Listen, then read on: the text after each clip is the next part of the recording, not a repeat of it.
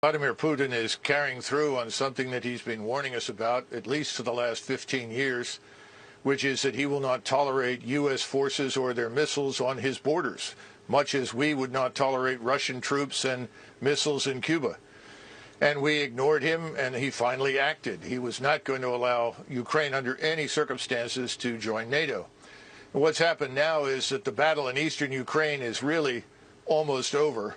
All the Ukrainian troops there have been largely surrounded and cut off. You have a concentration down in the southeast of 30 to 40,000 of them. And if they don't surrender within the next 24 hours, I suspect that the Russians will ultimately annihilate them. That's why Zelensky is meeting with Putin's representatives right now. The game is over. We are imputing to him things that he does not want to do in our usual effort to demonize him and his country.